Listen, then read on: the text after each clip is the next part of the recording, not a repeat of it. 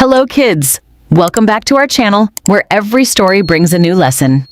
Today's story is about Tippy, a small, slow tortoise who learned that true flight comes not from wings, but from the heart. In a lush green forest stood a beautiful pond, and along its banks lived many animals. Every morning, the wise old elephant of the forest gathered everyone and praised each one for their gifts. "Wow," dashed the rabbit, "you outran everyone in yesterday's race. You truly are the fastest runner in our forest." "Hee hee. Thank you, Elder Elephant. I run faster than the wind itself." Then the elder walked over to Perry the peacock. "Perry, your feathers are so radiant, even the sun would blush. You simply must dance at tonight's celebration." "These feathers are the pride of peacocks. Tonight I shall dance so beautifully the whole forest will applaud." Next, the elder approached Nutty the squirrel, who was leaping playfully from branch to branch. "Nutty, my dear, you climb the tallest trees in a heartbeat. Such incredible agility."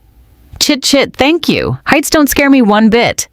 But when it was Tippy the tortoise's turn, the elder only said, "Tippy, you come too, but hurry along. It takes you half a day just to arrive."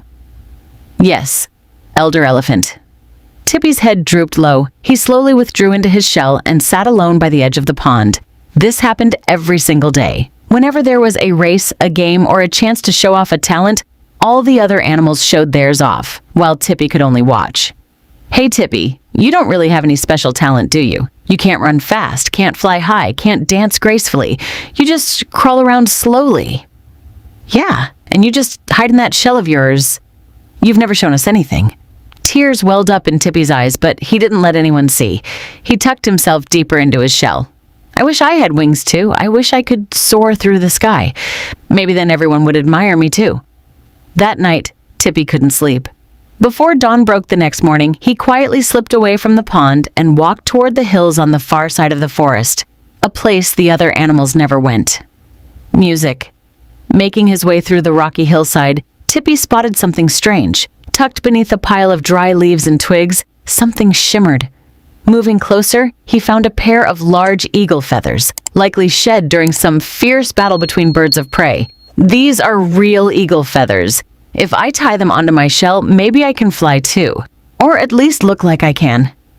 With great effort, Tippy fastened the feathers to either side of his shell using thin vine ropes. When he saw his reflection in the water, he gasped. "Wow! Now I look magnificent, just like a real eagle." Tippy made his way slowly back toward the forest. Along the path, a group of mice spotted him and shrieked, "Look, look! What's that? A strange creature with feathers. Maybe some rare new bird has come to our forest." The news spread through the forest like wildfire. "A mysterious feathered creature has arrived." Animals came from far and wide just to catch a glimpse. "Look how unique it is. Not quite a bird, not quite a ground creature. It must have some special power. I heard it can fly incredibly high, but moves slowly so it doesn't frighten us." Tippy sat silently, wearing a solemn expression, exactly the way he imagined a mysterious creature ought to sit. Animals bowed as they passed by. Watching this, a strange mix of joy and fear rose in Tippy's heart. Finally, someone thinks I'm special. The forest animals decided together to hold a grand flight festival in honor of their mysterious guest, where everyone would showcase their flying and leaping skills, and the grand finale would be watching the mysterious feathered creature take flight. "Oh, great winged one! Will you show us your flight at this evening's festival? We've heard you can touch the clouds." Tippy's heart began pounding. "Flight? I don't even know how to fly. What do I do now?" But he couldn't refuse. As evening fell, the whole forest gathered beneath a tall hill. Dash the rabbit raced across the field. Perry the peacock spread his feathers and danced. Nutty the squirrel performed daring flips high in the trees. Applause echoed everywhere. Finally, all eyes turned to the hilltop where Tippy stood. "Now it's time for our mysterious guest. Show us your flight." Tippy took trembling steps forward, closed his eyes, and leapt from the hilltop. "I can do this. I can do this." But the vine ropes snapped under the pressure of the wind and the fake feathers flew off in different directions. Tippy plummeted straight down into the bushes below. Thud. Laughter and silence. "Wait, that's Tippy, the tortoise from the pond. So he wasn't some mysterious flying creature after all? We've been fooled." Tippy stumbled out of the bushes, his shell a little scratched, but he was alive and safe. He hung his head in shame. Please, forgive me, everyone. I really can't fly. I just tied on some feathers because no one ever thought I was special. For a moment, the entire forest fell silent. Then, the elder elephant stepped forward and spoke gently. Tippy, why did you do this? Because I can't run fast, can't jump high, can't dance beautifully. I thought maybe if I had wings, I'd finally be worth something to someone.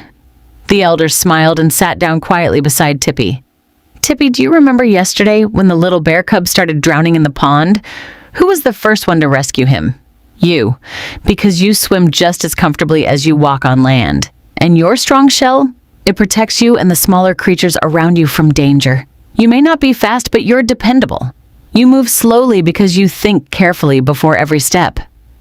Dash the rabbit came forward, ashamed. Tippy, I'm sorry. We never noticed your strengths. We only ever counted your weaknesses. Perry the peacock lowered his head too. I can dance, but I've never had the patience and courage that you have. You leapt off that hilltop even though you were terrified. Nutty the squirrel burst out laughing. And honestly, that was the most thrilling festival we've ever had. The whole forest will be talking about it for years. Tippy's eyes now sparkled, not with shame, but with joy. So, you all like me just as I am, even without wings? Tippy, you were already special. You never needed to become anything else. The next morning, Tippy walked slowly along the pond's edge as always, but this time, there was a new confidence in his steps. That day, the elder elephant gathered everyone together. From today on, our forest has a new rule.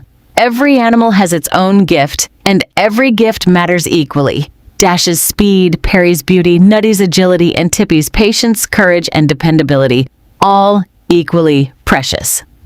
All the animals clapped together, and for the first time, Tippy smiled without a trace of shame. I still can't fly, and now I don't care, because I've learned that who I am is more than enough. Moral of the story. In trying to become like others, we often forget the strengths we already have. Everyone has something special within them. It just needs to be recognized. Who you are is already your greatest strength.